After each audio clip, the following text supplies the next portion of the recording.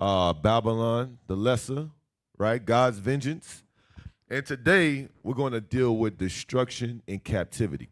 Today, we're going to actually deal with, I guess it's called a parable.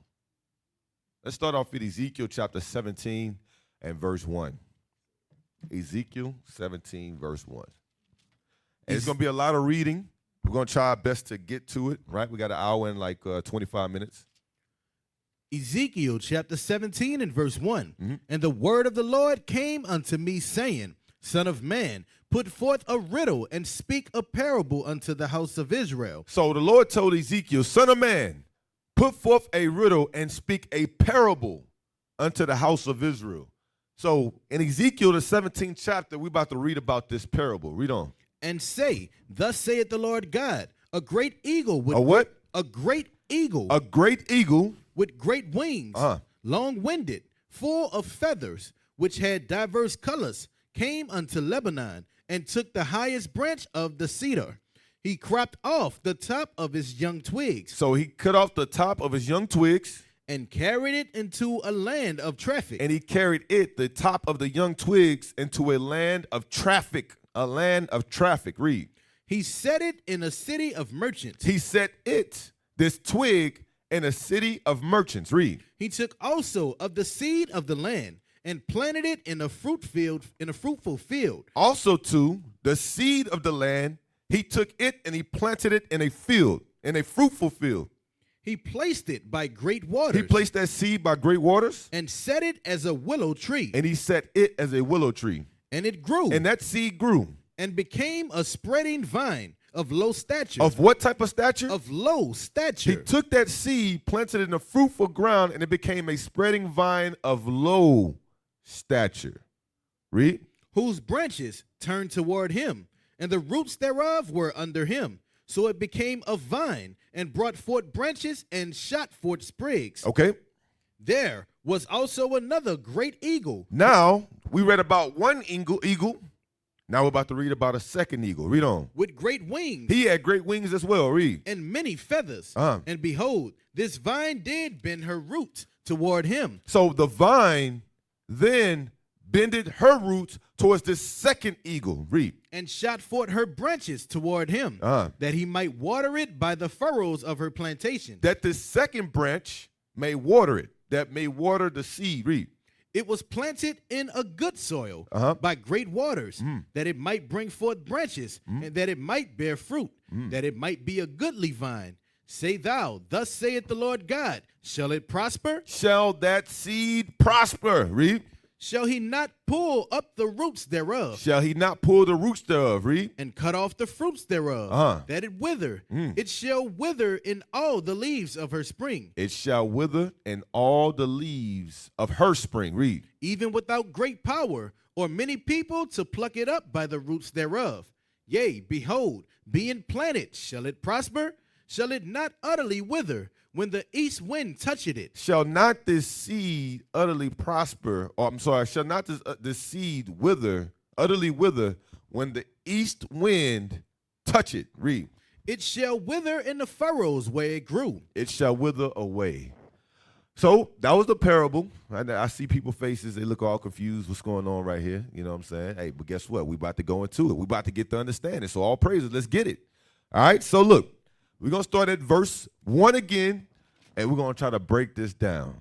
So it's a good parable, and honestly, just like I mentioned to you, dealing with the amount of times that we've been sieged, this parable goes into all of that.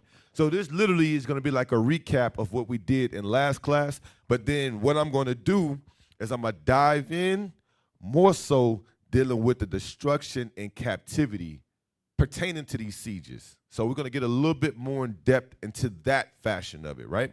So let's get it. Start at verse 1 again. Ezekiel chapter 17 and verse 1. And the word of the Lord came unto me, saying, Son of man, put forth a riddle and speak a parable unto the house of Israel. Put forth a parable to the house of Israel. Read. And say, Thus saith the Lord God, a great eagle with great wings, long-winded, full of feathers, which had diverse colors, came unto Lebanon. Came unto Lebanon. Lebanon right here is referring to Jerusalem. Who is this great eagle that came to Jerusalem? We're talking about Babylonian captivity. So obviously this great eagle was Nimrod. Nimrod came into Jerusalem. Read on. And took the highest branch of cedar. And who is the highest branch? That's referring to the king at that time, which is with Jehoiakim. Read on. He cropped off the top of his young twigs and carried it into a land of traffic. He took off the top, which is the king, and he carried the king into traffic, into a land of traffic. Read. He set it in a city of merchants. And he set it in a city of merchants. Go to 2 Kings chapter 24, verse 8. Now we're about to get the precept to elaborate more on that understanding. So you had the great eagle with great wings, long wings, full of feathers, which had divers colors, came to Lebanon and took the highest branch of the cedar. Let's get it. 2 Kings chapter 24 and verse 8.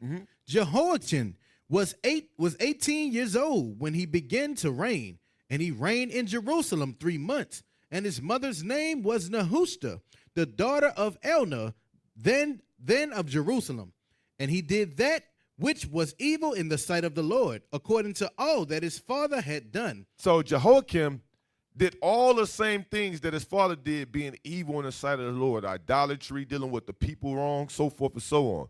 Read. At that time, the servants of Nebuchadnezzar, king of Babylon, at that time, the servants of King Babylon, read, came up against Jerusalem, and the city was besieged. And the city was besieged. This is that first besiegement that happened around 605 BC, when you go back to the previous notes from the previous class. This is that first besiegement that took place. Jehoiakim went off. The Lord put the spirit upon Nebuchadnezzar, and Nebuchadnezzar came, and he ended up conquering Jehoiakim. Read on. And Nebuchadnezzar, king of Babylon, came against the city, and his servants did besiege it. And Jehoiakim, the king of Judah, went out to the king of Babylon. And Jehoiakim, the king of Judah, went out to the king of Babylon. He and his mother and his servants and his princes and his officers. And the king of Babylon took him in the 8th year of his reign. The king of Babylon took him in the 8th year of his reign, right? So going back to, I'm a quote it, you can stay where you at.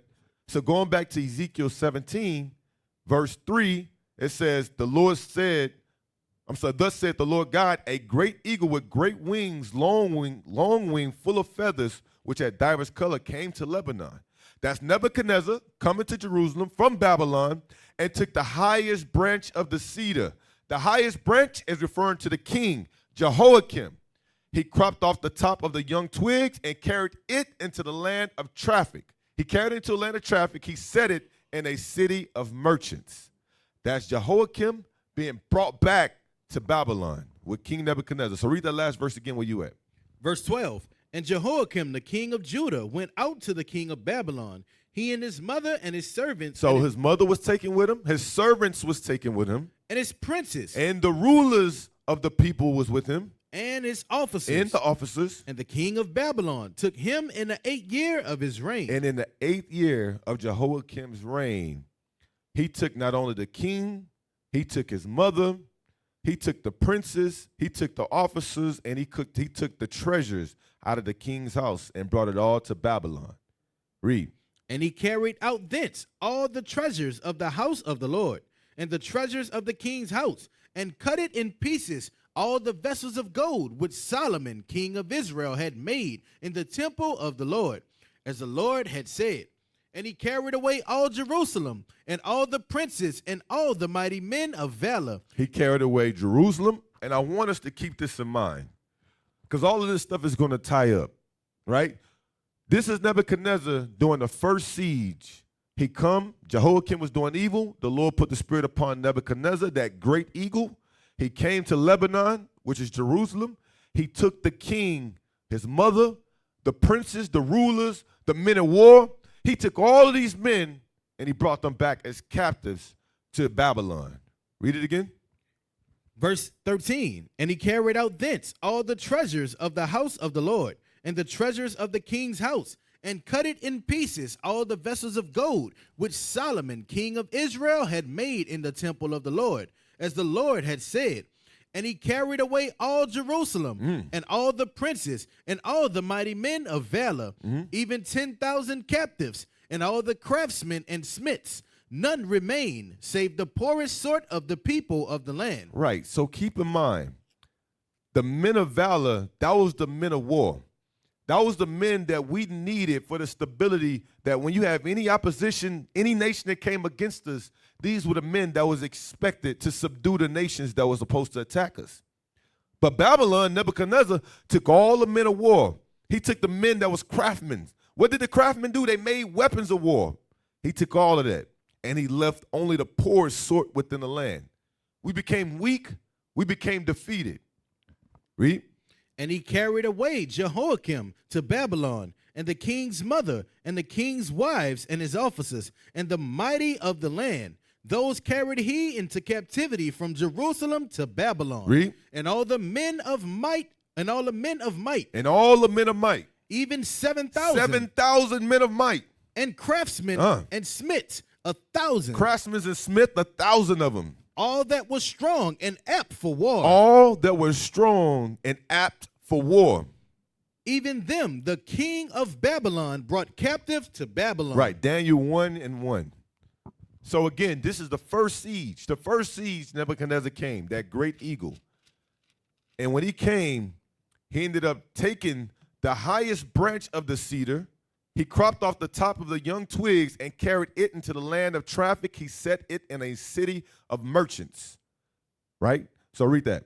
Daniel chapter 1 and verse 1. In the 3rd year of the reign of Jehoiakim, king of Judah, came Nebuchadnezzar, king of Babylon, unto Jerusalem and besieged it. Same account, but from Daniel's perspective. Read on. And the Lord gave Jehoiakim, king of Judah, into his hand, with parts of vessels of the house of God, which he carried into the land of Shinar. So he carried it into the land of Shinar. He brought the vessels into the treasure house of his God. Now keep in mind, Shinar is the east. Keep that in mind. From Jerusalem, Shinar, which is the capital of Babylon, is the east. Keep that in mind. Read. And the king spake unto Ashpenaz, the master of his eunuchs, that he should bring certain of the children of Israel, and of the king's seed, and of the princes, children in whom was no blemish, but well favored, and skillful in all wisdom, and cunning in knowledge, and understanding science, and such as had ability in them to stand in the king's palace, and whom they might teach the learning and the tongue of the Chaldeans. So I don't know if y'all remember, I hope y'all do, but before, as we was diving into this, dealing with how you had the terminology cultural imperialism. Cultural imperialism, meaning that what? Not only did Nebuchadnezzar take the men of war, all the wives of the children of Israel, the princes, the rulers, the ones that could excel pertaining to benefiting Nebuchadnezzar's kingdom, but then he enforced cultural imperialism on them to where we had to learn the dialect of the Chaldeans. We had to learn their tongue. We had to learn about their gods. He started to do us just like what the Greeks did, where we became Hellenistic at that time. He started to make us follow after their culture. That's what Nebuchadnezzar did. He took the wives of our people and started to do that to them, right? So that's the highest branch being taken into captivity, Jehoiakim, right? So do me a favor. Go back to Ezekiel 17, and you're going to read verse 3 again so we can get the thought. We can keep the thought. And I want y'all to do me a favor. Get ready to pull up that Bible hub that I sent y'all. Ezekiel chapter 17 and verse 3, and say, thus saith the Lord God, a great eagle with great wings. The great eagle with great wings is who? Nebuchadnezzar. Keep that in mind. Read. Long-winged, full of feathers, which had diverse colors, came unto Babylon. Came unto who? Unto Lebanon. Unto Lebanon. And Lebanon is Jerusalem. This is Nebuchadnezzar coming to Jerusalem. Read. And took the highest branch of the cedar. Who is the highest branch of the cedar? That's talking about Jehoiakim. Read. He cropped off the top of his young twigs and carried it into a land of traffic. And carried it to the land of traffic. Carried it into the land of traffic. He set it in a city of merchants. And he set it in a city of merchants. What is that going into? Pull up that right there. Pull that up right there. So does they have a title at the top, and then we'll scroll back down to that point? Read that right there. Babylon. Babylon, the capital of called the city of merchants. Right, Babylon, the capital, called the city of merchants. The city of merchants. Babylon called the city of merchants. What is it talking about? Go down to the definition we highlighted. Legacy and enduring significance. Babylon's legacy endures as a powerful symbol of human ambition, pride, and the ultimate futility of opposing God's sovereign will. Its depiction as the city of merchants served as a cautionary tale about the dangers of materialism and moral compromise. The biblical narrative of Babylon challenges believers to remain faithful to God amidst a world that often mirrors the city's ancient allure and corruption. All right, so do me a favor, scroll down, read that right there. Babylon, an ancient city located in Mesopotamia. Located in Mesopotamia, read. Is one of the most significant cities mentioned in the Bible. It is often depicted as a symbol of human pride. So a lot of human pride happened in Babylon. Idolatry. Different gods worshipped in Babylon. And opposition to God. And things contrary to God as far as culture, way of life. Read on. The city is renowned for its grandeur, wealth, and influence. Wealth and influence. Earning the title City of Merchants. City of Merchants, what? Due to its pivotal role in trade and commerce. Right. So this is why, go back to Ezekiel. Ezekiel 17 and read verse 4 again. Ezekiel chapter 17 and verse 4. He cropped off the top of his young twigs and carried it into a land of traffic. So when it says carried it, talking about the king Jehoiakim to a land of traffic, is referring to Babylon. The land of traffic is referring to Babylon. Also, too, known as what? Read. He set it in a city of merchants. Which is also, too, known as the city of merchants. So all this is saying right here, Nebuchadnezzar came to Jerusalem, took the king, and brought him back to Babylon. So that's what that's saying right there. So now let's keep going. Verse 5. He took also of the seed of the land. So now, after he took Jehoiakim to Babylon, he also took the seed of the land, meaning that someone else that's related to Jehoiakim. And planted it in a fruitful field. And he planted it in a fruitful field. Guess what? That's referring to the same place as far as dealing with Babylon. Read. He placed it by great waters and set it as a willow tree. And it grew and became a spreading vine of low stature, whose branches turned toward him, and the roots thereof were under him. So it became a vine and brought forth branches and shot forth sprigs. So what is this part right here going into? It's a parable, but that seed right there is referring to Zedekiah, which was Jehoiakim's uncle. Jehoiakim's uncle, the king that was just brought to Babylon.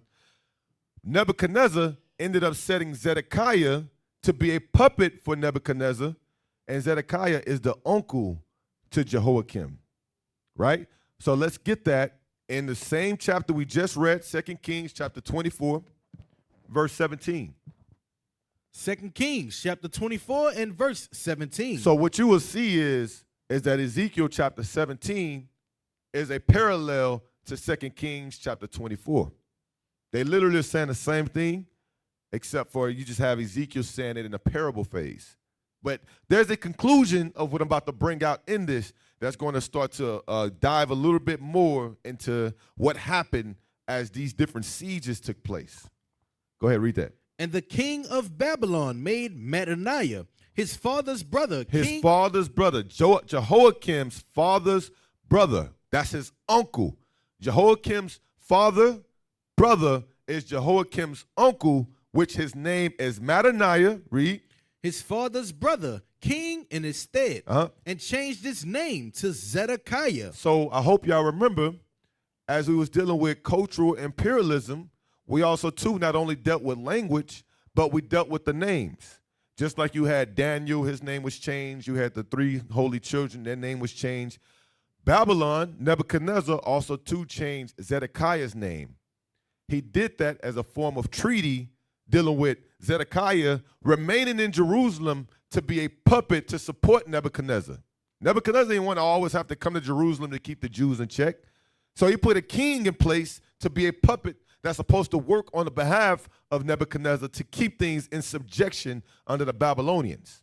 We brought this out last time, so hopefully remember that. So read that again. Verse 17, and the king of Babylon made Banqanayah, his father's brother, king in his stead. So when it said in Ezekiel chapter 17, verse 5, he took also of the seed of the land, that's referring to Zedekiah. Read. And changed his name to Zedekiah. Zedekiah was 21 years old when he began to reign, and he reigned 11 years in Jerusalem. He reigned 11 years in Jerusalem. And his mother's name was Hamuta, the daughter of Jeremiah of Libnah. And he did that which was evil in the sight of the Lord, according to all that Jehoiakim had done. Right. So Zedekiah, he was supposed to be a puppet for Nebuchadnezzar. He made a covenant with Nebuchadnezzar, which we're going to read this. But then Zedekiah, he started to do things contrary to what Jeremiah prophesied of him. Jeremiah told him to remain under the subjection of Nebuchadnezzar. But Zedekiah decided to do his own thing. He didn't want to listen to that. So then watch this. Do me a favor, read Ezekiel 17, verse 5 through 6 again. And then we're going to go to 2 Chronicles. Ezekiel chapter 17 and verse 5. He took also of the seed of the land. So the seed of the land is who? Zedekiah, the uncle to Jehoiakim. Read. And planted it in a fruitful field. He placed it by great waters and set it as a willow tree. And it grew. And Zedekiah grew. And became a spreading vine of low stature. So why did Zedekiah become a spreading vine of low stature? Because he became a puppet for a greater kingdom, which is under Nebuchadnezzar. So he was a vine of lower stature because he's a king, but then nothing in comparison to Nebuchadnezzar, who was the king that ultimately Zedekiah was in subjection to. That's why it says spreading vine of low stature. Read. Whose branches turned toward him. And his branches turned towards Nebuchadnezzar.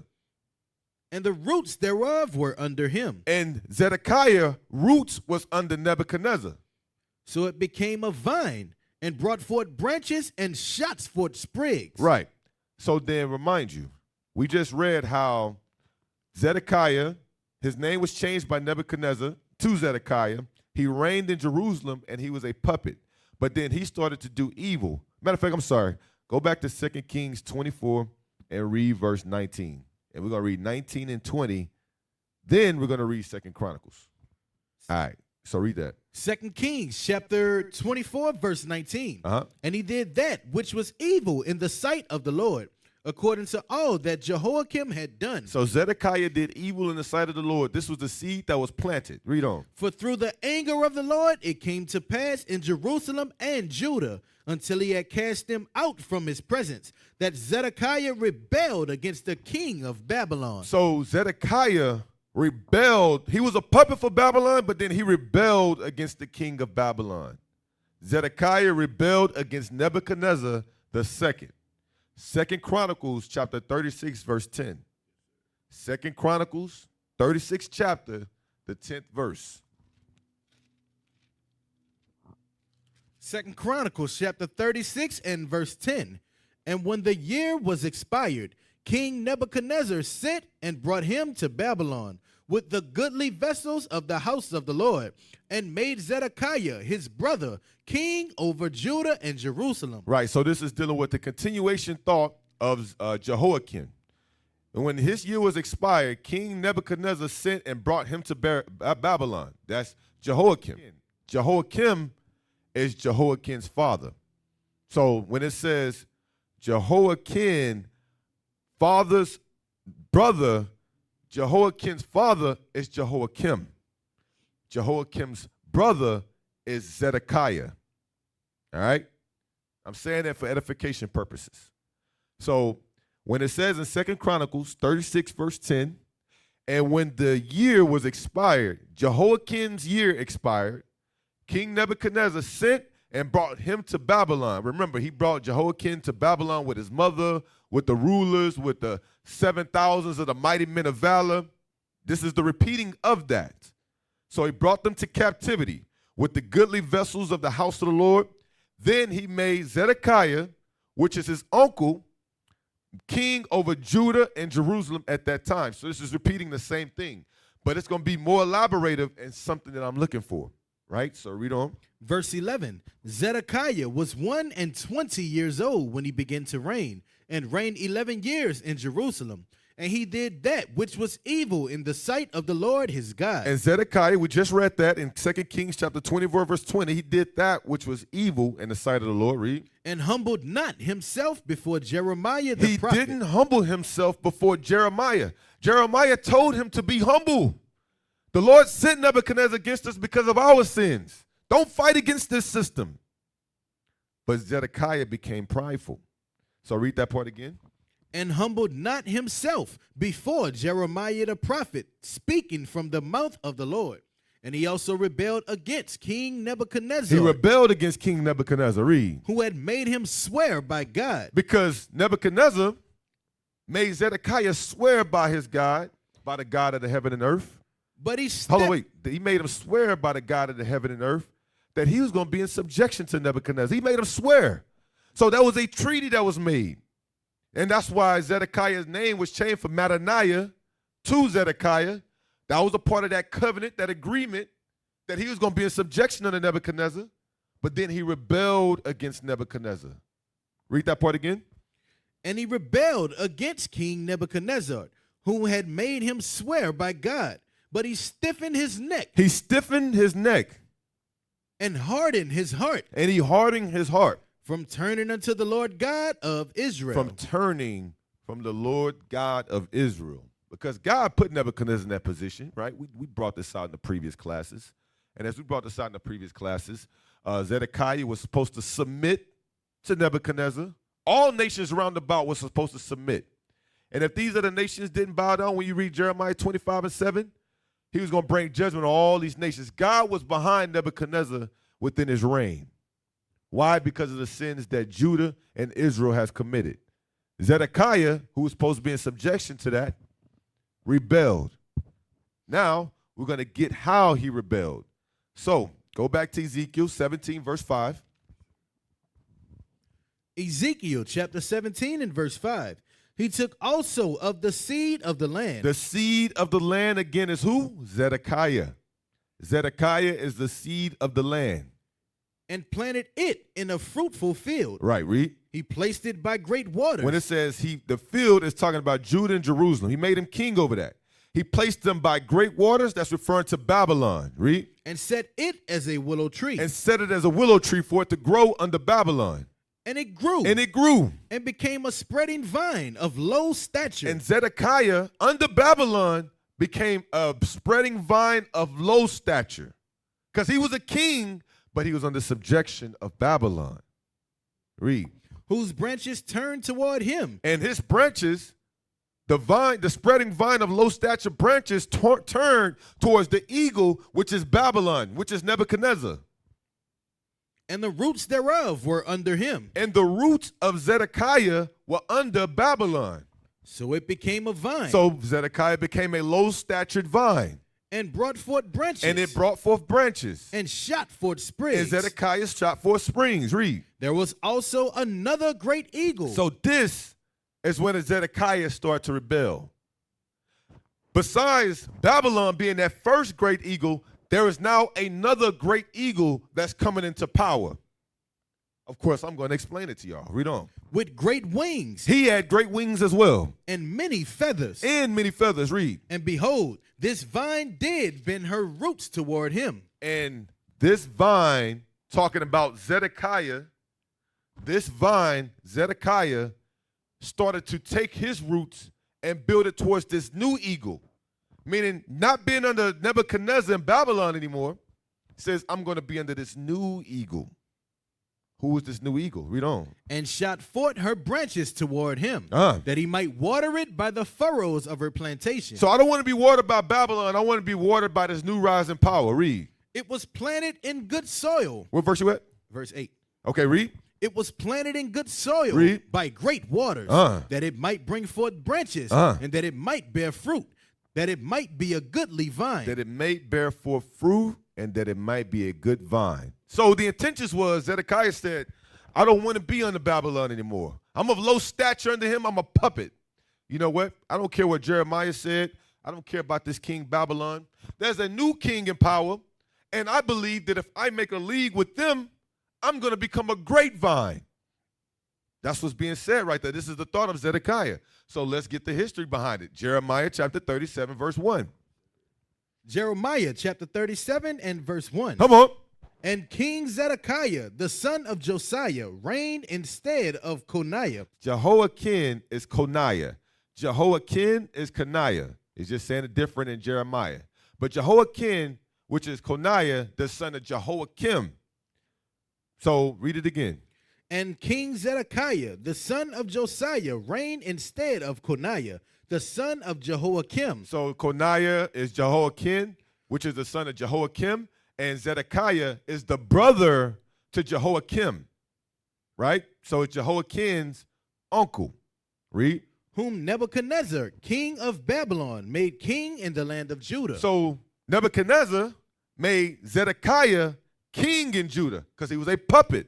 Read on. But neither neither Zedekiah, nor his servants, nor the people of the land, did hearken unto the words of the Lord. Read. But he spake by the prophet Jeremiah. So Zedekiah, his servants, the people of the land, none of them saw fit to humble themselves to what the prophet Jeremiah prophesied towards Zedekiah. Read on. And Zedekiah the king sent Jehucal, the son of Shelemiah, and Zephaniah, the son of Maaseiah, the priest, to the prophet Jeremiah, saying, Pray now unto the Lord our God for us. So Zedekiah sent the messenger unto Jeremiah to say, Pray unto the Lord for us.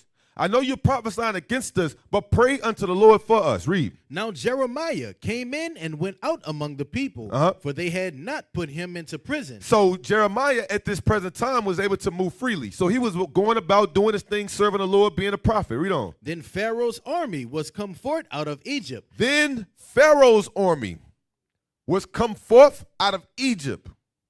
And when the Chaldeans that besieged Jerusalem heard tidings of them. So when the Chaldeans, which is Babylon, whom besieged Jerusalem, heard of the news of the Egyptians, because you got to keep in mind, they besieged Jerusalem the first time with Daniel and with Jehoiakim. Then when Zedekiah rebelled, it's the second time. So now, during the time period of that first siege, when Zedekiah was placed as a puppet, you had the Babylonians who remained there. While the Babylonians remained there before the second siege happened, Pharaoh, the Egyptians came into power. So now this is around 589 BC. The Egyptians, Pharaoh, they came into power 589 BC. This is that other eagle that came up. So this other eagle that came up, as Zedekiah was being rebellious towards Jeremiah, not wanting to listen to him, he told Jeremiah, hey, pray for me. Pray for our people that we may succeed. But now the Lord already told Zedekiah, hey, be humble towards Nebuchadnezzar, and y'all will be good. But Zedekiah in his pride, I don't want to be humble towards Nebuchadnezzar. Now there's new kingdom coming into play. Zedekiah sees opportunity that instead of him being this low vine of stature, that he may join league with the Egyptians and be a grapevine of stature. So read that again and call out the verse. Verse 5. Yep. Then Pharaoh's army was come forth out of Egypt. And when the Chaldeans that besieged Jerusalem heard tidings of them, heard news of the Egyptians, read. They departed from Jerusalem. The Chaldeans, which is Babylon, they left from Jerusalem. Then came the word of the Lord unto the prophet Jeremiah, saying, Thus saith the Lord, the God of Israel, Thus say to the king of Judah, that sent you unto me to inquire of me. Behold, Pharaoh's army, Pharaoh's army, you sent someone to come and inquire of me. Okay, thus saith the Lord. This is what I'm going to say. Jeremiah, tell him this. Thus saith the Lord. Read. Which is come forth to help you, shall return to Egypt into their own land. Behold, Pharaoh's army, which is come forth to help you, shall return to Egypt and to their own land. And the Chaldeans And Babylon shall come again and fight against this city. And they're going to fight against this city. And take it. And burn it with fire. And burn it with fire. Take Jerusalem and burn it with fire. Thus saith the Lord, deceive not yourselves, saying, the Chaldeans shall surely depart from us, for they shall not depart. For though ye had smitten the whole army of the Chaldeans that fight against you, and there remain but wounded men among them. Even though you succeeded when Babylonia came against you, and you caused wounded men to happen to them, yet should they rise up every man in his tent, and burn this city with fire. Yet every man from the Chaldeans is going to rise from their tent, and they're going to come burn this city. Because I told Jeremiah to tell you, don't try to seek the peace of this land. Nebuchadnezzar is whom I'm putting for y'all to be in dominion under. But then now that you're doing contrary to what I'm done as far as a system I'm creating with this king that I want to rule, okay, fine. Now y'all going into captivity, and now Jerusalem is about to be destroyed and put on fire. Read on. Verse 11, and it came to pass that when the army of the Chaldeans was broken up from Jerusalem for fear of Pharaoh's army. So the tidings and what happened, Pharaoh came into play, the league that Zedekiah had with the Egyptians, Chaldeans, they ran away. Read on. Then Jeremiah went forth out of Jerusalem to go into the land of Benjamin, to separate himself thence in the midst of the people. And when he was in the gate of Benjamin, a captain of the ward was there. So when he was in the land of Benjamin, a captain of the ward was there. He's a Levite in the land of Benjamin. A captain of the ward was in the land of Benjamin. Read. Whose name was Arijah, the son of Shelemiah, the son of Hananiah. And he took Jeremiah the prophet, saying. And he, this captain of the ward, took Jeremiah the prophet, saying. Thou fallest away to the Chaldeans. You must have made a league with the Chaldeans. You must be for their benefit. Read on. Then said Jeremiah, it is false. That's a false report. I am not for the Chaldeans.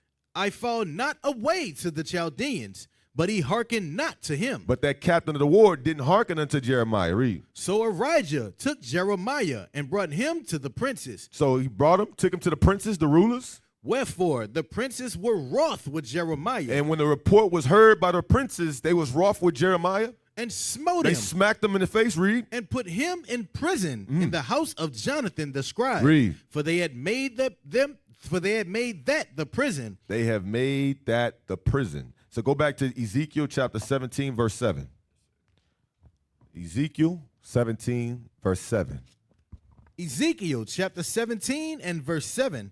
There was also another great eagle. This great eagle is who? It's Egypt. Read. With great wings and many feathers. And behold, this vine did. And the vine is who? It's Zedekiah. This vine did what? Bend her roots toward him. I don't want to be under Babylon. I'm going to bend my roots towards Egypt. Read. And shot forth her branches toward him, that he might water it by the furrows of her plantation. And it was planted in good soil by great waters, that it might bring forth branches, and that it might bear fruit, that it might be a goodly vine. Right, so Zedekiah made that league with Egypt. They caused the Chaldeans to be able to run away from the escape of Egypt and Israel, making that league together with Zedekiah. So that did happen, right? And then now read on. Say thou, thus saith the Lord God, shall it prosper? So now with that, just like what God already told Jeremiah to tell to them, now in Ezekiel, the Lord is saying, say this, will that vine prosper? Will Zedekiah prosper in what it's doing as he's opposing my prophets? Will he prosper in this? Read. Shall he not pull up the roots thereof? Shall not he pull the roots thereof? Read. And cut off the fruit thereof. He's going to cut off the fruits thereof. Read on. That it wither. It shall wither in all the leaves of her spring. Read. Even without great power or many people to pluck it up by the roots thereof. Yea, behold, be it planted, shall it prosper. Behold, Zedekiah, be it planted with the Egyptians, shall it prosper. Shall it not utterly wither? Shall it not utterly wither? Read. When the east wind when toucheth the what? it. When the east wind toucheth it. When the east wind touches it. Who is that east wind? That's the Chaldeans.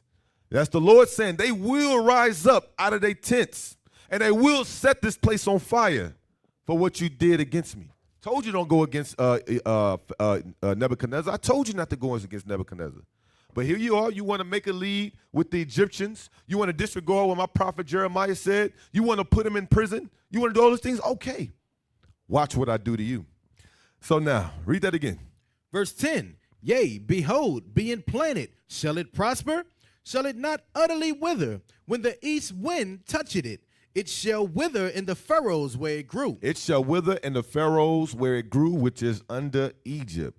Read on. Moreover, the word of the Lord came unto me, saying, say now to the rebellious house, know ye not what these things mean? So now this parable is going to be explained in a concise amount of information. Read. Tell them, behold, the king of Babylon is come to Jerusalem. Behold, that first eagle, the king of Babylon, has come to Jerusalem. And had taken the king thereof. And he took Jehoiakim, the king thereof. And the princes thereof. With all the leaders. And led them with him to Babylon. And took them back to Babylon. Read. And had taken of the king's seed. And the king's seed is Zedekiah. And made a covenant with him. And made an agreement with him. And had taken an oath of him. And took an oath. Read on. So that oath is that covenant that he swore that he would be under the allegiance and he will follow after Babylon. Read on. He had also taken the mighty of the land. He took it also to the mighty of the land. We got to remember that. That mighty of the land.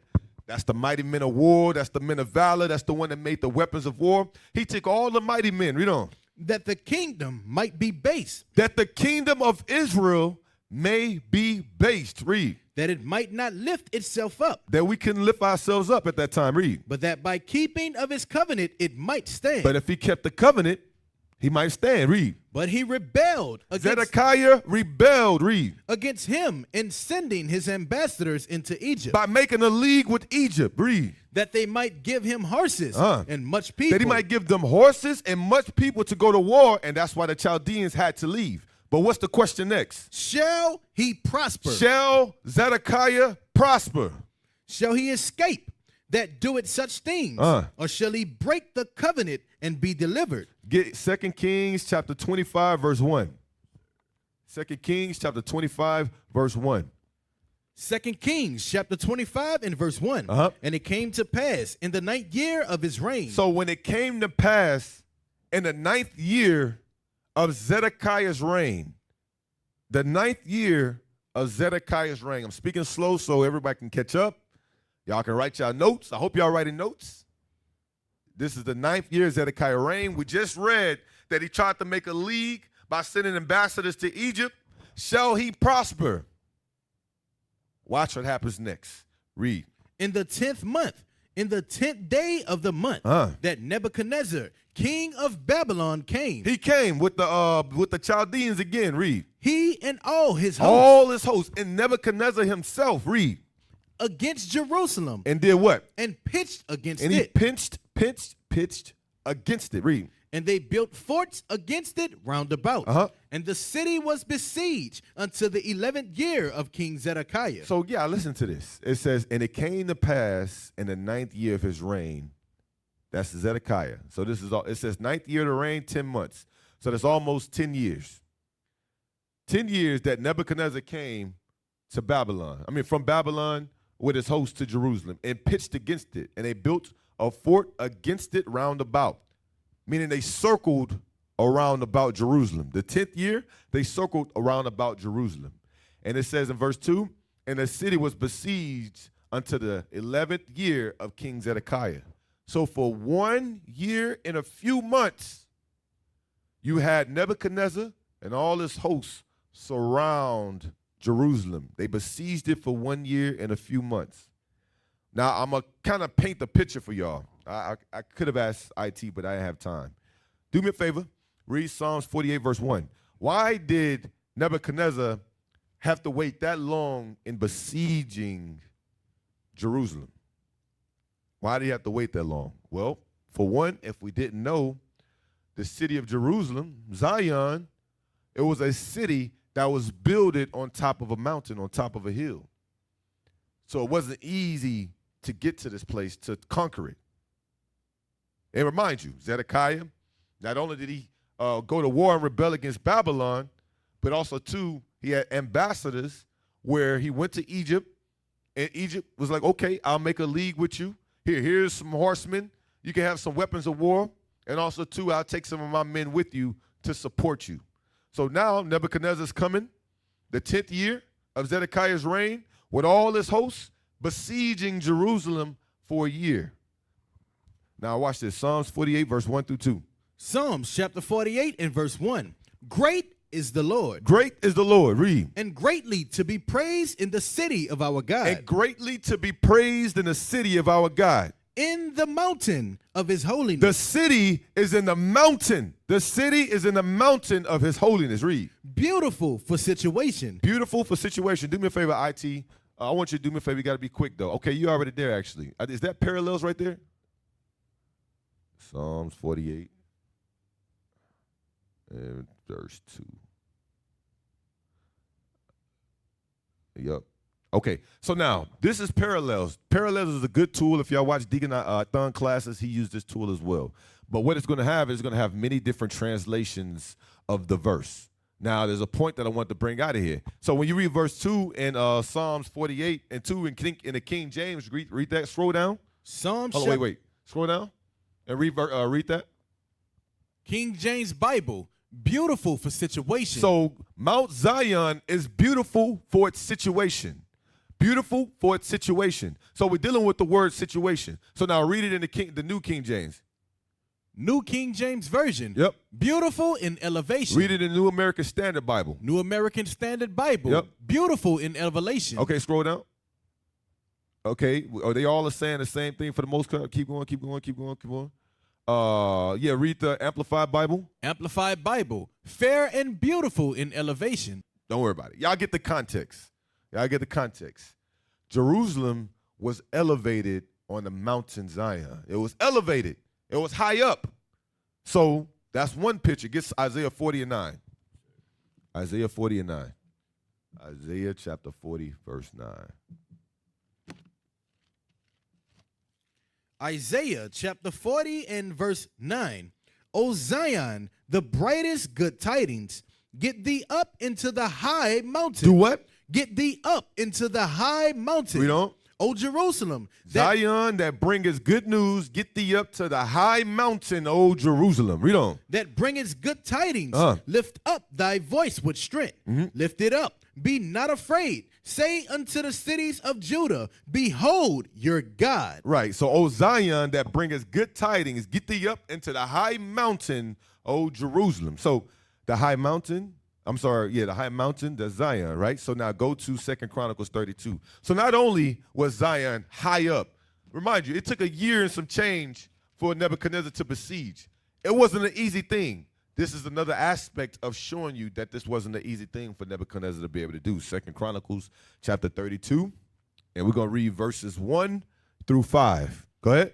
2 Chronicles chapter 32 and verse 1. After these things and the establishment thereof, Sennacherib, king of Assyria. So this is when Sennacherib, the king of Assyria, came against Judah. Read on. And entered into Judah and encamped against the fenced cities. And encamped against what? The fenced cities. The same thing that Nebuchadnezzar did, Assyria encamped against the fenced city, the defended city. Read. And thought to win them for himself. And the Assyrian king, Sennacherib, thought to win to himself. Read on. And when Hezekiah saw that Sennacherib was come, and that he was purposed to fight against Jerusalem. What did Hezekiah do? He took counsel with his princes and his mighty men to stop the waters of the fountains, which were without the city, and they did help him. So now, you got to paint the picture again. Zion, the fenced city, on top of a mountain. How would Hezekiah be able to stop the waters? Matter of fact, let me see. Keep reading. Verse 4. Read 3 and 4 together. Verse 3. He took counsel with his princes and mighty men to stop the waters of the fountains, which were without the city, and they did help him. So there was gathered much people together, who stopped all the fountains and the brook that ran through the midst of the land, saying, why should the kings of Assyria come and find much water? So through wise counsel, war strategy, they wanted to have it to where as they understood the Sennacherib, the Assyrians, they was going to come against them, which keep in mind, I think I read it to y'all before in one of the classes, the Assyrian was not a kingdom to play with. That was a fierce kingdom at the time, having dominion over the whole earth. So now in that, the counsel was to cut off the water supply to where as they come against us, they wouldn't be able to have no water to where it allowed for them to continue to be, I guess you could say, supplied with energy to remain there as they are opposing Jerusalem. Now, how would they do that? It's because the waters would descend from the mountains. So they would cut off the water supply around the mountains to where it wouldn't go down for Sennacherib and his armies to be able to benefit from the water supply. That was a strategic war strategy that they did so that it would help demoralize the Assyrians as they was coming against them for war. Giving you indication that it was on a high mountain. Read on. Verse 5. Also he strengthened it himself. Also, too, Hezekiah strengthened himself. Read on. And built up all the wall that was broken. He built up walls that was broken down. And raised it up to the towers, and another wall without. So not only did he build a wall up that would be a defense wall to protect the city, but then he built up a second wall as a second layer of defense after that. Read on. And repaired Milo in the city of David, and made darts and shields in abundance. So you got to imagine, they're on this high mountain. They got these two walls to defend themselves. They had the advantage over the people. That's why Nebuchadnezzar, he used war strategy. We cut off the land, we cut off the water supply so the Syrians couldn't benefit, but then Nebuchadnezzar had us in the trick bag. Us being cut off for a whole year, guess what? Not only does it mean water and all that couldn't go out, that means that food and all these supplies and stuff like that, nothing could come in. Only what we had at that time, which that wouldn't last us so long. We would have storehouses and all of that, but how long could that benefit when you got a whole nation that's inside this defense city? So Nebuchadnezzar played the same game with us and had us in a trick bag, right? So go to 2 Kings 25, verse 1 again. 2 Kings chapter 25 and verse 1.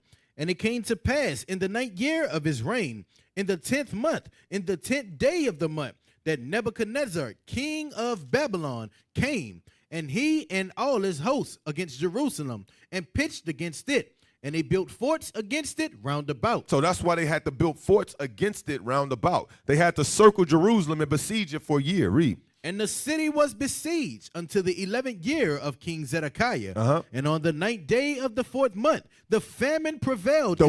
The famine prevailed in the city. A famine prevailed in the city. This was Nebuchadnezzar's war strategy. Read on. And there was no bread for the people of the land. There was no bread for the people of the land. Read. And the city was broken up. Now, because of that, internally, issues started to occur, and the city became broken up. And all the men of war fled by night by the way of the gate between two walls. So there was an exit route where it was located at. Which is by the king's garden. Which is by the king's garden. So the king's garden had an escape route that a lot of the men of war fled because the city became broken up because of the famine of no bread. Read. Now the Chaldeans were against the city round about. So obviously, as we read before, the Chaldeans, they encamped around the whole entire city. Read. And the king went the way toward the plain. And the army of the Chaldeans pursued after the king. They pursued after Zedekiah. And overtook him in the plains of Jericho. Read. And all his army were scattered from him. Read. So they took the king and brought him up to the king of Babylon. So they captured the king, brought him up to Babylon, to Riblah. To Riblah, and they gave judgment upon him. And they slew the sons of Zedekiah before his eyes. So to King Zedekiah, remind you, even though you got the Babylonians, Nebuchadnezzar, they doing this is God's judgment. Because the Lord told Zedekiah through Jeremiah, don't resist this king. Submit yourself. 70 years will the king of Babylon rule. And don't speak peace, but understand that this man is coming for war. And anybody that opposes Nebuchadnezzar, they're going to have to face the wrath of God. Right? So the judgment was, They slew the sons of Zedekiah before the king's eyes. Read. And put out the eyes of Zedekiah. And the last thing that this king saw was his sons being slew before him. And bound him with fetters of brass. Put him in captivity. Read on. And carried him to Babylon. And in the 5th month, on the 7th day of the month, which is the 19th year of King Nebuchadnezzar, king of Babylon, came Nebuchadnezzar, king, captain of the guard, a servant of the king of Babylon, unto Jerusalem. And he burnt the house of the Lord and the king's house. Raise it to the foundation thereof. This is what Esau told Babylon, and they followed that counsel. Read on. And all the houses of Jerusalem and every great man's house burned he with fire. And all the army of the Chaldeans that were with the captain of the guard break down the walls of Jerusalem round about. Now the rest of the people that were left in the city and the fugitives that fell away to the king of Babylon, with the remnant of the multitude, did Nebuchadnezzar, the captain of the guard, carry away. But the captain of the guard left of the poor of the land to be vine dressers and husbandmen. Right. So he left the poor of the land to till and take care of the land. Right. So this is the siege. Now, I want to get into the point of my class. Go to Deuteronomy 28, verse 15. Deuteronomy chapter 28, verse 15. But it shall come to pass, if thou wilt not hearken unto the voice of the Lord thy God, to observe, to do all his commandments and his statutes, which I command thee this day, that all these curses shall come upon thee and overtake thee. Now, one thing dealing with the seed of Israel is that in every captivity, God, as we rebelled against him, that he will fulfill having curses come upon us that we could not escape from, because guess what? He tried to warn us. He showed mercy. He had Jeremiah the prophet go out. Hey, stop this. Don't do that. He told Ezekiel the same thing. Obadiah was there too as well. You had Hosea that prophesied before then. Micah prophesied before then. All these major prophets. But then the people still remained in their sin. So now the curse of God was poured upon the people. And as the curse of God is poured upon the people, you start to see prophecy being fulfilled pertaining to these curses. Get verse 49. Verse 49. Read. The Lord shall bring a nation against thee from far, from the end of the earth, as swift as the eagle flieth. So what did God call Nebuchadnezzar in Ezekiel chapter 17? That great eagle that came and took away the king and the king's seed. That same eagle, God said one of the curses would be that I'm going to send a nation from the east, from afar, as swift as the eagle fly. Read on. A nation whose tongue thou shalt not understand. Because they spoke the language of the Chaldeans and we spoke the dialect of Hebrew after our forefather Eber, right? In the book of Genesis, of course. And just like when you read in Daniel chapter 1, they started to force us to learn the language of the Chaldeans. We didn't understand their language at that time. So the Lord sent the eagle against us, which is talking about Babylon at that present time, right? And he besieged us. Go to Jeremiah chapter 52, verse 4. Jeremiah chapter 52 and verse 4. And it came to pass in the 9th year of his reign, in the 10th month, in the 10th day of the month, that Nebuchadnezzar, king of Babylon, came, he and all his army, against Jerusalem, and pitched against it, and built forts against it. So this is saying the same thing as 2 Kings chapter 25, verses 1 through 4. It's saying the same thing. Read on. So the city was besieged until the 11th year of King Zedekiah. And in the 4th month, in the 9th day of the month, the famine was sore in the city. The famine was sore in the city. So that there was no bread for the people of the land. So that there was no bread for the people in the land. Why? Because you had Nebuchadnezzar besiege the city for a year. Deuteronomy 28, verse 54.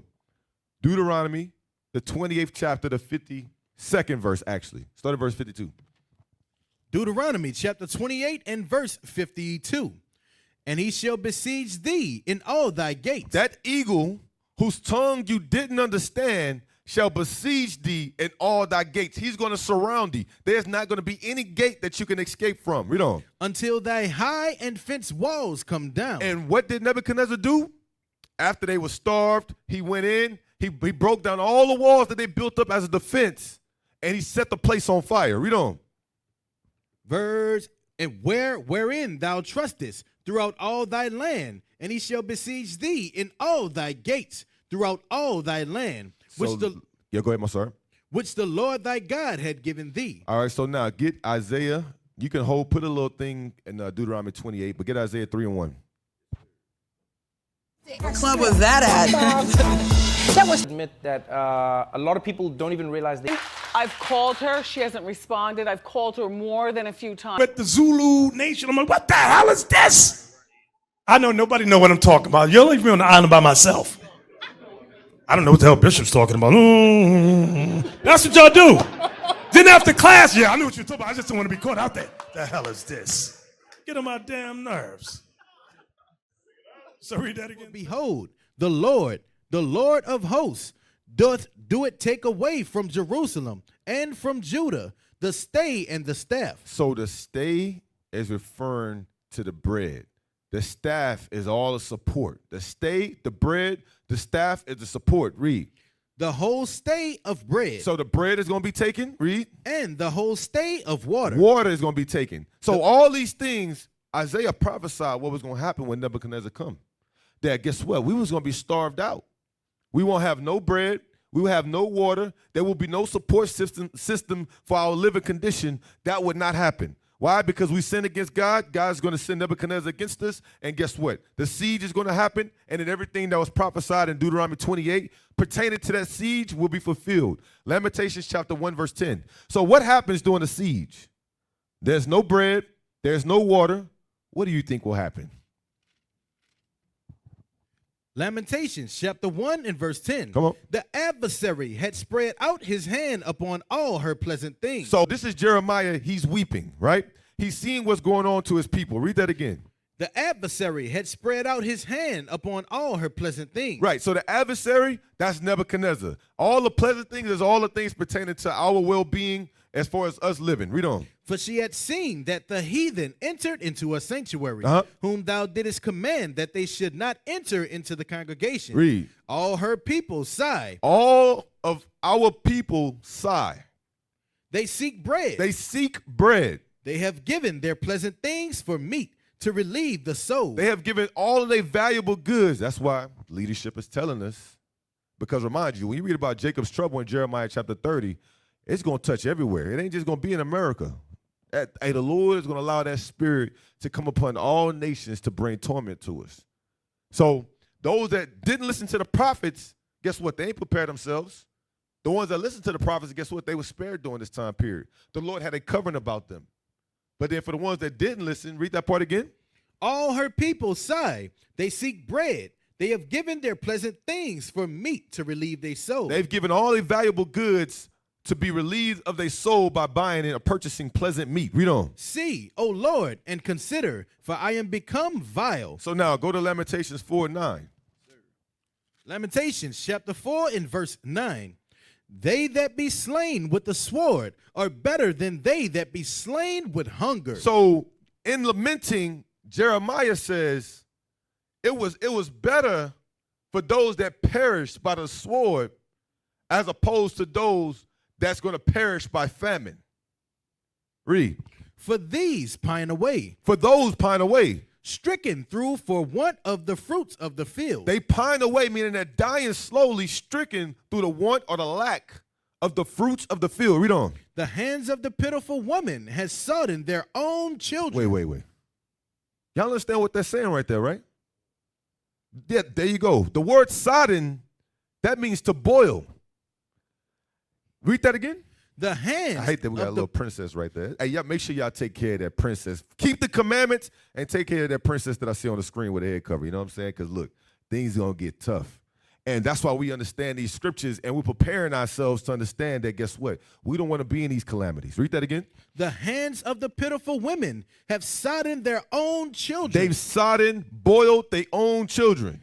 They were their meat. Their children were their meat. In the destruction of the daughter of my people. Right, Deuteronomy 28:53. Their children were their meat in the destruction of the daughter of my people. This is God's anger. This is God's judgment. To who? To those that was following after Zedekiah, that opposed Jeremiah the prophet, and they didn't want to listen to nothing the people were saying, the leaders of God were saying. They opposed them. So now guess what? Those that didn't listen, God brought judgment to them. This is that judgment right here. Read that. Deuteronomy chapter 28, verse 53. And thou shalt eat the fruit of thine own body. The seed of your own body will you eat. Read. The flesh of thy sons and of thy daughters. The flesh of thy sons and thy daughters. This will happen during the besiege. Read. Which the Lord thy God had given thee in the siege. In the what? In the siege. Read. And in the straightness wherewith thine enemies shall distress thee. Wherewith Nebuchadnezzar had distressed you. Read. So that he will not give to them. Verse 54. Oh, verse 54. So that the man that is tender among you and very delicate, his eyes shall be evil toward his brother. His eyes shall be evil towards his brother. Read. And toward the wife of his bosom, and toward the remnant of his children, which he shall lead. As the famine happened, as people start to become chaotic in their mind, they wanted to escape. They didn't care about nothing that was going on. They just wanted to spare their lives. That's all that was going on at that present time. Watch this. So now as the men left, watch what happens next. Read. So that he would not give to any of them of the flesh of his children's womb, he shall eat. He shall eat.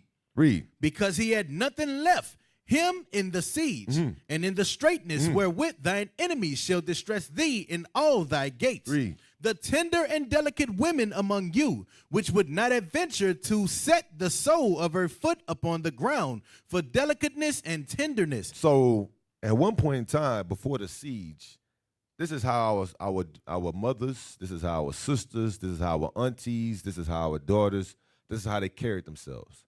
The tender and delicate woman among you, which would not adventure to set her sole of her foot upon the ground for delicateness and for tenderness. Read. Her eye shall be evil toward the husband of her bosom, and toward her son, and toward her daughter, and toward her young one that cometh out from between her feet. Her own seed. Read. And toward her children, which she shall bear, for she shall eat them for want of all things, secretly in the siege and straitness, wherewith thine enemies shall distress thee in thy gates. So, as we see, this is the Lord's anger right here.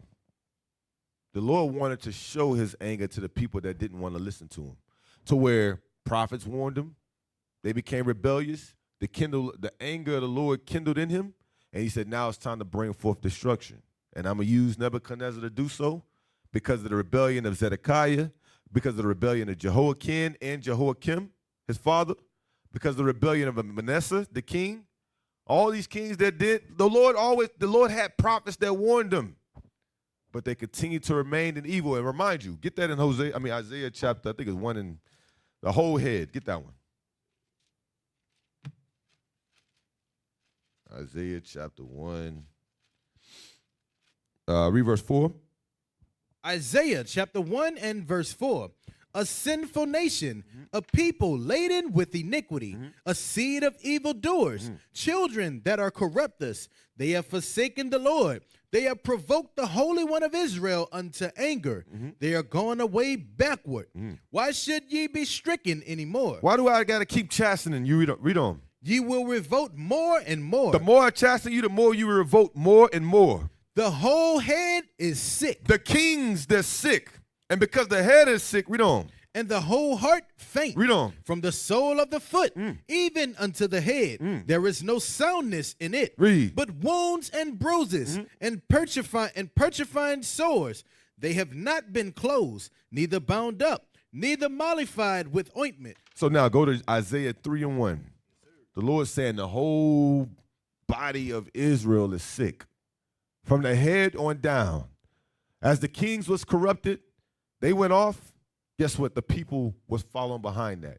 For the majority, just like at today's time, it's only going to be a small remnant that's going to hear this gospel and repent. But for the majority, they're going to be a part of that great judgment that's soon to come. And the Lord will spare us. The only ones that are destined to be in that position of martyrdom is the ones that God saw fit. It's going to be a terrible time. But in that, just like it says in 2 Ezra chapter 16, verse 70, then are you going to know whom is chosen, because not everybody's faithful. You got people that come in, they hear, they go out, guess what? They of the world. They got 1 foot in, they got 1 foot out. They only are showing themselves of keeping the commandments when they're around commandment keepers. But then when they outside doing their own thing, they ain't got no regard. Guess what? When that day happens, when persecution happened with Jacob's trouble, then it's going to be revealed who his chosen is, because they're going to always hold faithful. Just get it real quick. Go to Revelations 3 and 7. Yes, sir. Bishop brought this out like 2 weeks ago. Revelations chapter 3 and verse 7. And to the angel of the church in Philadelphia. To the messenger or the leader in church of Philadelphia. Read. Right. Right. These things saith he that is holy. So who is holy? Christ. These things said he who is holy, which is Christ. Read on. He that is true. Who is true? Christ is true. Read on. He that hath the key of David. Who got the key of David? That is Christ. Read on. He that opened it, and no man shut it. He that opened it. What is he opening? He got the keys to eternal life. So Christ got the keys to eternal life to where he's able to open it. And no man can shut what Christ has opened. Read on. And shut it, and no man open it. And when Christ shut, no man can open. So whoever he allowed to get into eternal life, the door is open for them. Those that he shut it, is when he shut it, those that are behind that didn't enter into that door, there's nothing they can do to get into eternal life. Now, why is he saying that? Read on. I know thy works. He knows the works that are done. Read on. Behold, I have set before thee an open door. He set before the church of Philadelphia an open door. Why did he do that for the church of Philadelphia? Read. And no man can shut it. And no man, no government, nobody on this earth can shut what door that Christ has opened up for the church of Philadelphia. Why did he open it up for them? Read on. For thou hast a little strength. Because they've had a little strength. They might not have been at the forefront teaching with authority and going out and doing these different events to win the people over. But guess what? Even in their little small roles that they may have had, they ain't commit fornication. They wasn't idolatry. They kept the Sabbath day. They refrained from doing any type of pagan custom. Like today is Easter. They refrained from that. Right? Those that have little strength, read on. And has kept my word. And they kept his word, read on. And has not denied my name. Those are the ones that didn't deny his name when trials happen, persecution take place. Guess what? They ain't deny his name. The door is open for them. Christ is telling them, eternal life is given unto y'all. You know why? Because y'all have always remained faithful, no matter what came y'all way. That's the only thing the Lord is trying to do is prove us to see that when strange calamities start to happen, are we going to turn to God or are we going to bend to the ways of this world? That's all this is about. He's proven us. This is the proven session, and guess what? At this present time now, we should be perfecting ourselves up as far as us building ourselves up on this most holy ministry, dealing with our faith increasing as time progress. Isaiah chapter 3, verse 1. Isaiah chapter 3 and verse 1. Yep. For behold, the Lord of hosts, doeth take away from Jerusalem and from Judah the stay and the staff, the whole stay of bread. The whole stay of bread. And the whole stay of water. How did he do that? During the siege when he sent Nebuchadnezzar against us. Read on. The mighty man and the man of war. So when did he do that? When he got Jehoiakim and when he got Zedekiah. He took all the mighty men of war, 7,000. He took the men that created the weapons of war. He took the prophets. He took the wise. Read on. The judge and the prophet and the prudent and the ancient. Even the ancient he took. Read on. The captain of 50. The captain of 50. And the honorable all man. All the honorable men did Nebuchadnezzar take. Read. And the counselor and the cunning artificer. The cunning artificer. Read. And the eloquent orator. Let's get Ezekiel 17, verse 12 through 14.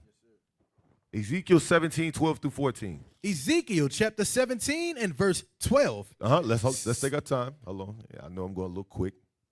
You know, time is of the essence. We got about 5 minutes. I might go over. I will go over. Just bear with me. Go ahead. Ezekiel chapter 17 and verse 12. Say now to the rebellious house, know ye not what these things mean?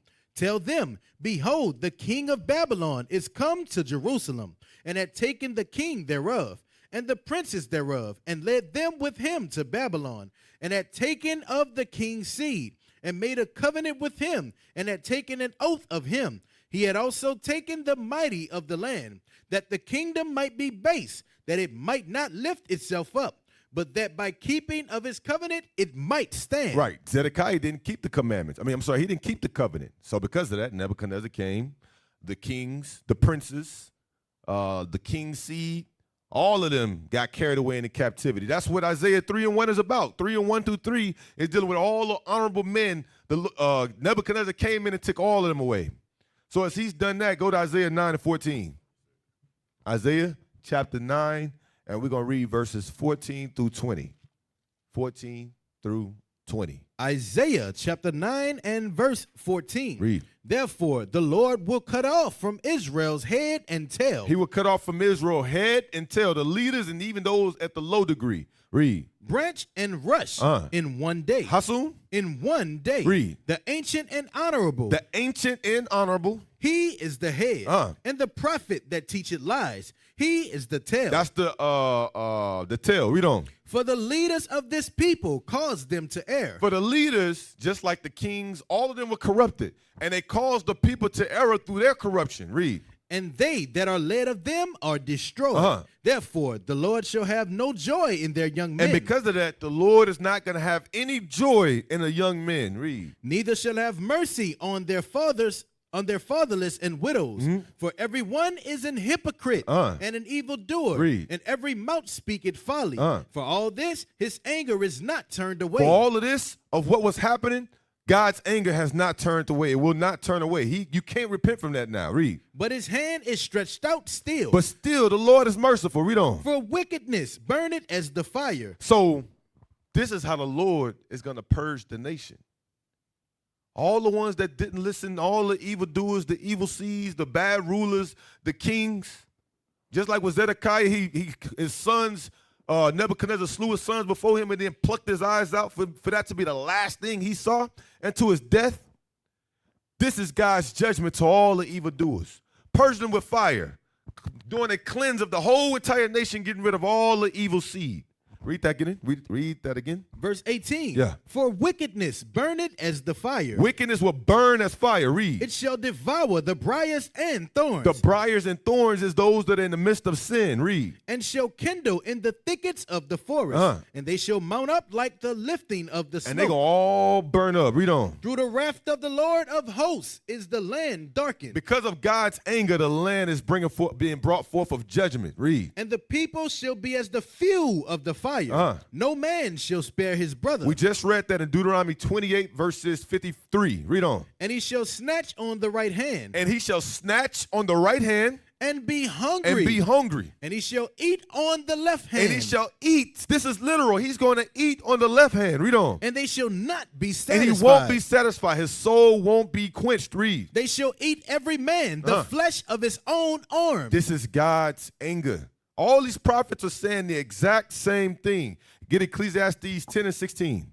Ecclesiastes 10 and 16. Ecclesiastes chapter 10, verse 16. Read on. Woe to thee, O land. Woe unto thee, O land. That means destruction. When thy king is a child. When you're going to have leaders be children. And thy princes eat in the morning. Get Isaiah 3 and 5. Isaiah 3 and 5. Isaiah chapter 3 and verse 5. And the people shall be oppressed, every one by another, and every one by his neighbor. Why? Because guess what?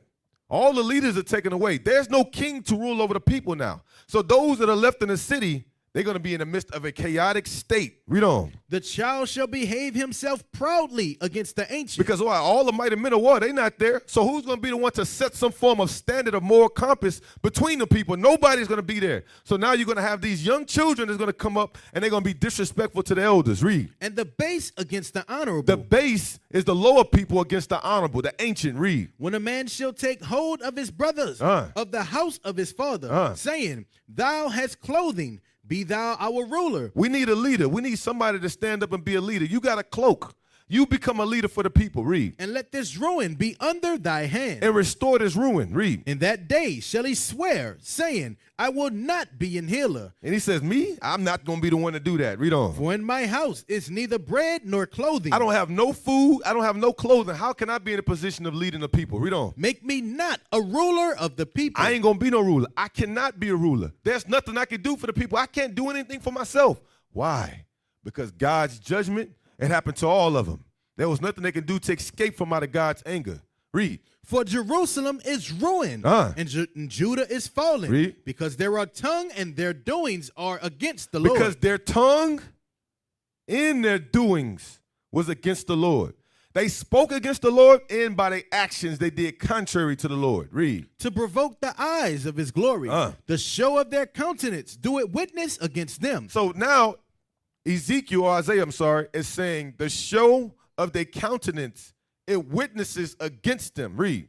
And they declare their sin as Sodom. They hide it not. So when it says they declare their sins as Sodom, it wasn't necessarily the deeds of what Sodom did by being in homosexuality, but it was more so just like Sodom and Gomorrah, they didn't hide their sins.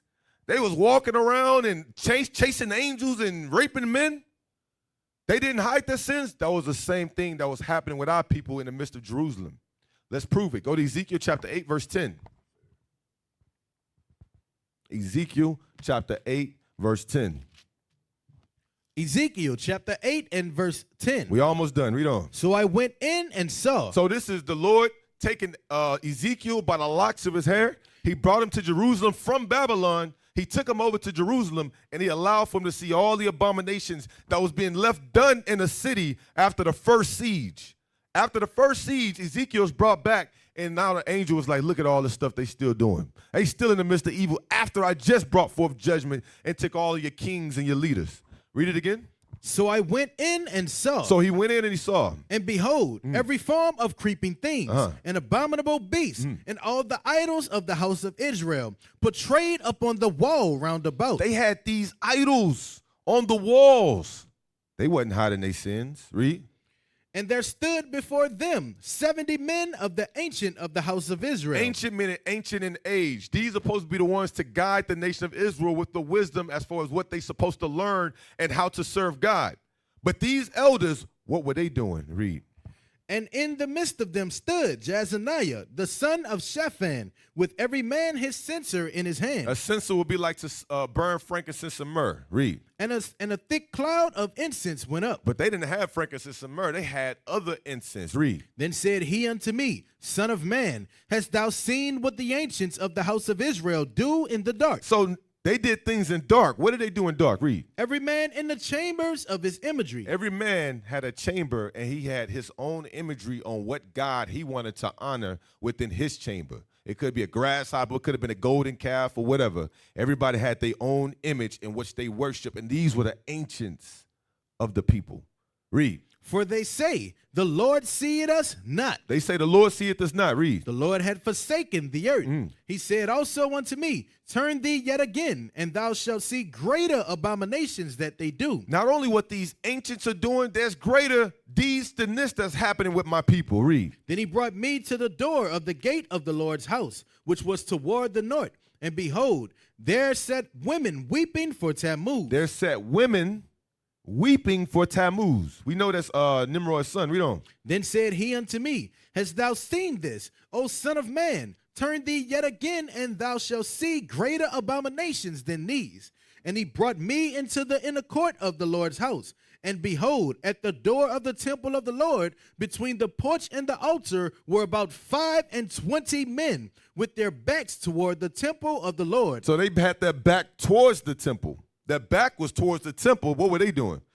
Read. And their faces toward the east. And their faces was towards the east. Read. And they worshiped the sun. And they worshiped the sun. Read. Toward the east. Uh-huh. Then he said unto me, hast thou seen this, O son of man? It is a light thing that the house of Judah, it is a light thing to the house of Judah, that they commit the abominations which they commit here.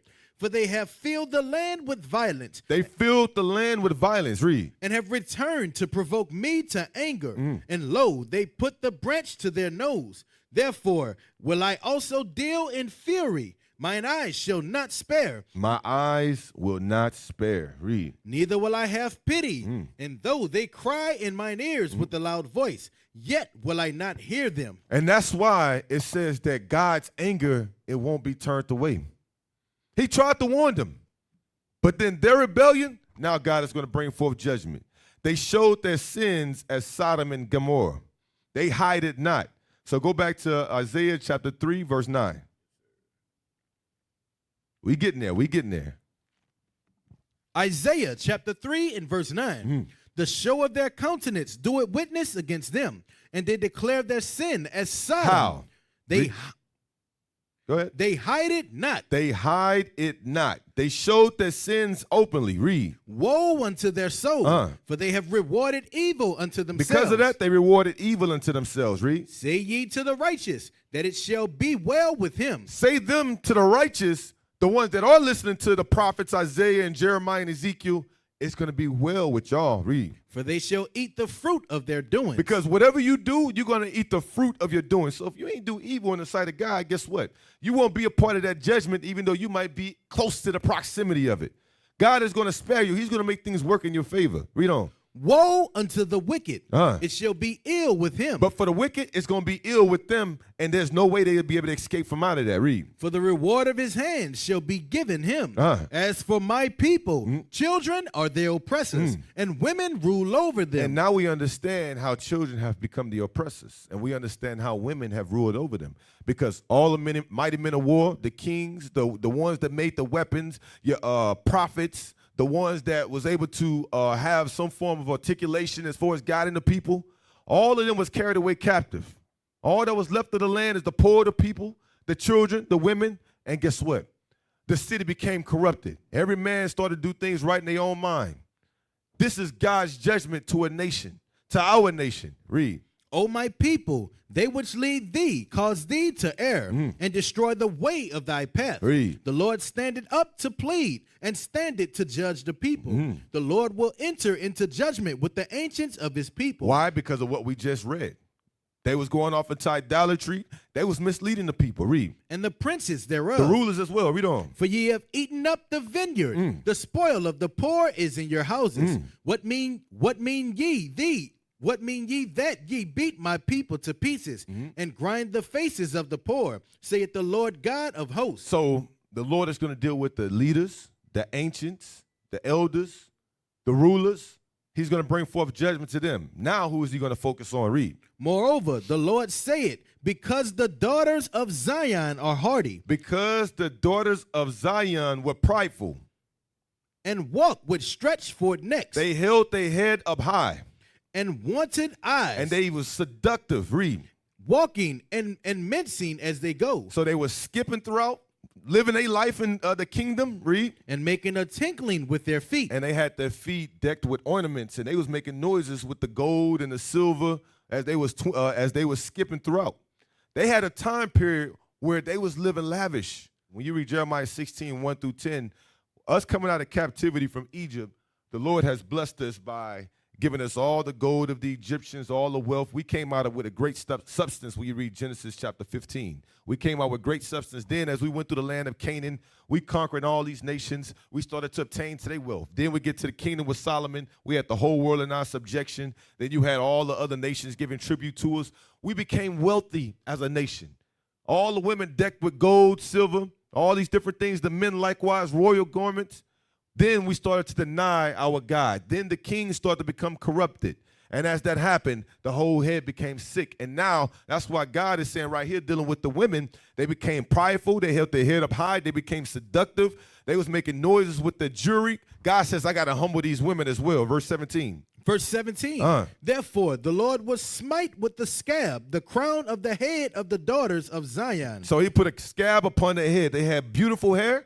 He said, I'm taking that away. Read. And the Lord will discover their secret parts. In that day, the Lord will take away the bravery of their tinkling ornaments. That's the jewelry. Read on. About their feet, and their cause and their round tires like the moon. So the cause is referring to they would have head coverings and scarves. And then you have the, what's the last one again? Round tires like the moon. Round tires like a moon would be the jewelry that would be around their neck. They would have jewelry around their neck. So they deck themselves. God said, I'm taking all that away from you sisters. Read on. Verse 19. The chains and the bracelets and the mufflers, the bonnets and the ornaments of the legs, and the headbands, and the tablets, and the earrings, the rings, and the nose jewels, the changeable suits of apparel, and the mantles, and the wimples, and the crisping pins, the glasses, and the fine linen, and the hoods, and the veils. And it shall come to pass. And out of all of that I take away from y'all, I'm putting y'all into captivity. And as the result of captivity, the women going to become stressed. There will be no aid or support. People are going to be killed left or right. They can't take baths and stuff. They're in captivity now. They are in a destroyed state.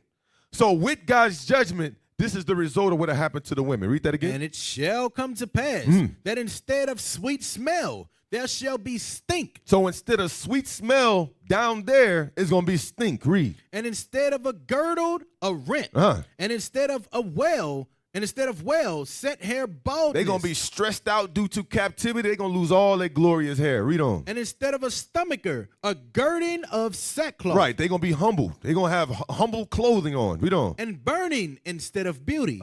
Thy men shall fall by the sword. Now he's going back to the men. All the men will fall by the sword, which we read about with Zedekiah and Jehoiakim. Read. And thy mighty in the war. That's why you have the younger that's going to rule over the ancient. That's why you have women being rulers, and the oppressors will be the children. The nation is chaotic. Read on. And her gates shall lament and mourn, and she being desolate shall sit upon the ground. Read.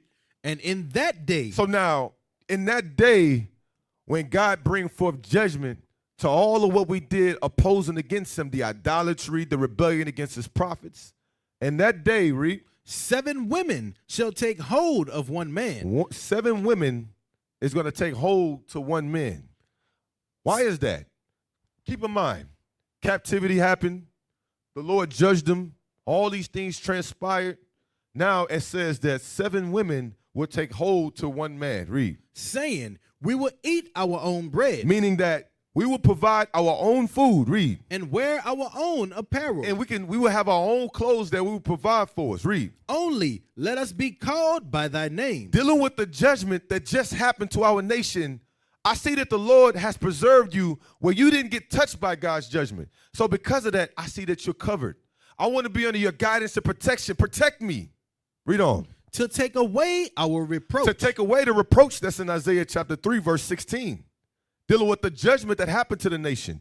Let us not fall under that reproach, but let us be under your cover. Read. In that day shall the branch of the Lord be beautiful and glorious. And the branch of the Lord in that day was referring to those. Let me see. Go back to Isaiah chapter 3.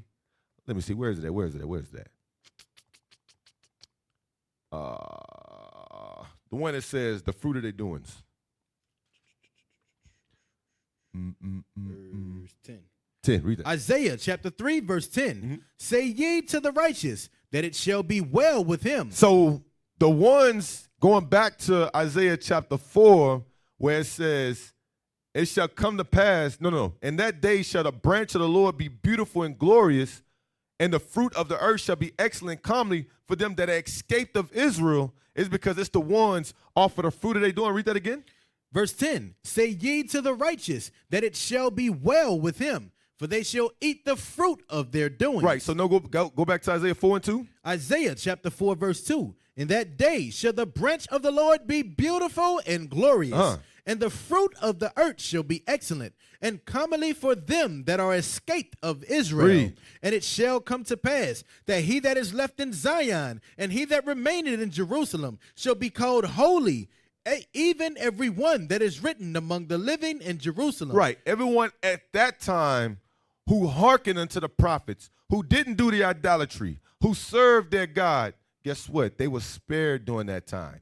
So during that time period of God's judgment and them being spared, that's why you had it to where you had the sisters, the 7 women. They wanted to take up hold. They was going to bring their own food. They was going to bring their own clothes. They just wanted to be under that protection of that man because they realized that that man was protected by God as judgment was happening on this earth. Read on. When the Lord shall have washed away the filth of the daughters of Zion. How you do that? By famine, by pestilence, and by fire. He got rid of all the evildoers like we read in Isaiah chapter 9. Read on. And shall have purged the blood of Jerusalem from the midst thereof by the spirit of judgment and by the spirit of burning. All right, that's it. Across the earth, the prophets move. From city streets to distant lands, the message is the same. Israel must rise. Through every quest, every journey, the truth spreads. No border can contain it. No distance can silence it. Our nation lives in every moment. In joy, we celebrate marriages. In sorrow, we honor our dead. On the Sabbath, we gather as one. Families rejoicing together, bound by the commandments of God. Yet are we tried. From the stones in Kenya to the hatred in Montana, we endure as a soldier of the Lord. And still, the mission expands. On the airwaves, on the screens, in every nation under heaven, Israel's voice is heard. We build our communities. We raise our children in royalty. We restore what was broken. We clean what was defiled. We show the world who we are.